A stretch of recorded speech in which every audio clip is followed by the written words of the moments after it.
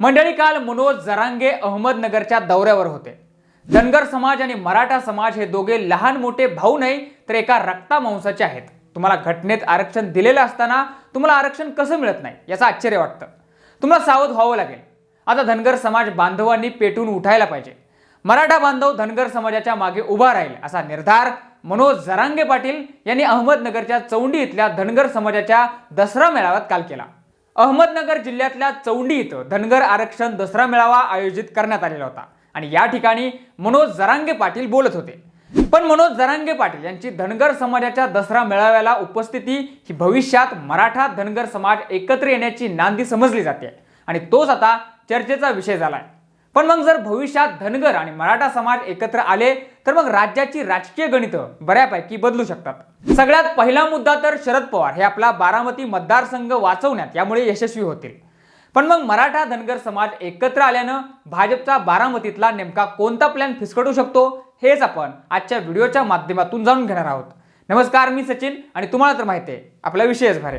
2019च्या निवडणुकांमध्ये अमेठीमधली गांधी कुटुंबाची मक्तेदारी राहुल गांधींच्या पराभवाने संपुष्टात आली. जर आम्ही हे अमेठीत करू शकतो तर हे बारामतीमध्येही आम्ही करू शकतो असं भाजपचे नेते राम शिंदे यांनी केलेले हे विधान मागे चर्चेत आलं. मंडळी, कर्जत जामखेड मतदारसंघाचे भाजपचे माजी आमदार आणि बारामती लोकसभा मतदारसंघाचे प्रमुख प्रभारी राम शिंदे यांचं हे काही दिवसांपूर्वीचं वक्तव्य. या वक्तव्यातून भाजपचा बारामती मतदारसंघ काबीज करण्याचा प्लॅन आहे हे सपशेल समजून येत आहे. त्यात निर्मला सीतारामन यांचा बारामती दौरा आणि अजितदादा गटाच्या सुनीत्रा पवार यांच्या वाढदिवसादिवशी त्यांचे भावी खासदार असे लागलेले बॅनर यातून मूळ राष्ट्रवादीच्या बारामती मतदारसंघाला सुरुंग लागणार का अशा चर्चांना सध्या उधाण आहे. पण मराठा आणि धनगर समाजाच्या एकत्र येण्यानं भाजपचा हा प्लॅन फ्लॉप ठरू शकतो का, किंवा या संधीतून शरद पवार आपला बारामती हा मतदारसंघ वाचवू शकतात का, त्यासाठी आपल्याला थोडं पाठीमागे जावं लागेल. मंडळी, सुरुवातीपासून बारामती मतदारसंघ हा काँग्रेस आणि राष्ट्रवादी काँग्रेस यांच्याकडे राहिलेला आहे.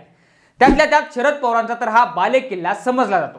कारण शरद पवार हे 6 वेळा तर त्यांच्या कन्या सुप्रिया सुळे या इथून 3 वेळा खासदार राहिलेले आहेत. बारामती काबीज करण्याचा भाजपने सगळ्यात पहिल्यांदा प्रयत्न 2014च्या मोदी लाटेच्या निवडणुकीत केला.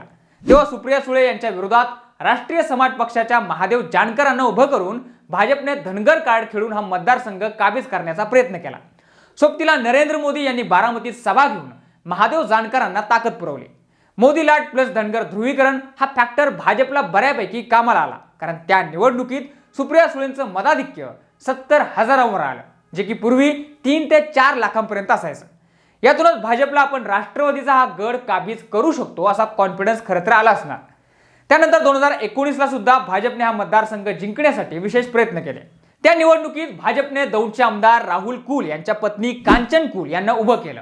मंडळी, राहुल कुल हे तसे मूळचे राष्ट्रवादीचे, पण 2009च्या निवडणुकीत त्यांना राष्ट्रवादीच्या अंतर्गत बंडखोरीला सामोरं जावं लागलं आणि 2014ला त्यांनी राष्ट्रीय समाज पक्षातून दौंड विधानसभेची निवडणूक लढवून ते त्यात विजयी झाले.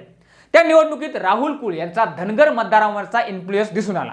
म्हणूनच त्याच राहुल कुल यांच्या पत्नी कांचन कुल यांना भाजपने पुढच्याच म्हणजेच 2019च्या लोकसभा निवडणुकीत संधी दिली आणि पुन्हा एकदा भाजपने मराठा प्लस धनगर कार्ड खेळण्याचा प्रयत्न केला.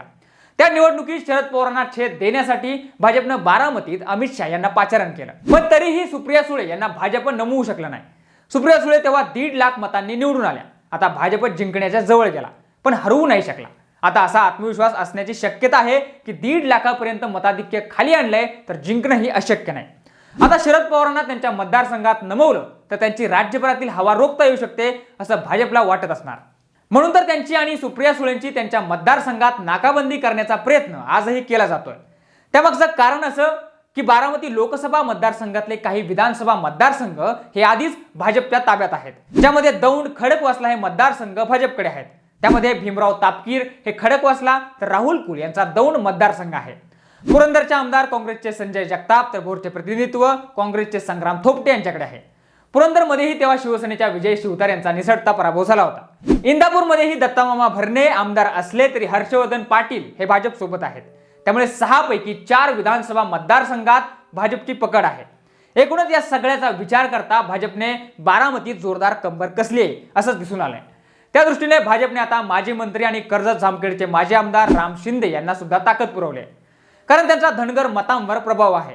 आता बारामती लोकसभा मतदारसंघाची त्यांच्यावर जबाबदारी आहे. केंद्रीय अर्थमंत्री निर्मला सीतारामन यांच्या बारामती लोकसभा मतदारसंघाच्या दौऱ्यासंदर्भातली सगळी जबाबदारी सुद्धा त्यांच्यावर होती.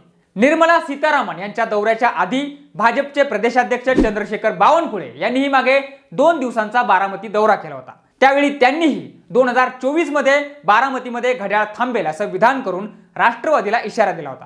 पण आता ज्याप्रमाणे मनोज जरांगे यांनी काल धनगर समाजाच्या मेळाव्याला हजेरी लावली, त्यामुळे मराठा प्लस धनगर ही ताकद जर एकत्र येण्याची शक्यता आहे तर भाजपला हे जड जाऊ शकतं. कारण या मराठा धनगर ताकदीने जर आरक्षणासंदर्भात सरकार विरुद्ध भूमिका घेतली तर त्याचा फायदा थेट शरद पवारांना होणार आहे. विशेषतः बारामतीत सुप्रिया सुळे यामुळे प्लस चालतील. आता या संदर्भात अधिक बोलायचं म्हणजे मराठा आरक्षणाचा मुद्दा पीक पॉइंटला गेल्यावर राज्यात धनगर आरक्षणाचा मुद्दाही तापला. तेव्हा भाजपकडून गोपीचंद पडळकर यांनी शरद पवार, अजित पवार आणि सुप्रिया सुळेंवर जोरदार टीका केली. हळूहळू त्यांच्या टीकेमुळे मराठा आणि धनगर समाजात अंतर पडू लागलं होतं. याचा फायदा भाजपला होणार असं दिसू लागलं होतं. पण आता जरांगे पाटील यांच्या कालच्या कृतीमुळे शिवशाही आणि होळकरशाही एकत्रित राहण्याचा मेसेज राज्यभर गेलाय.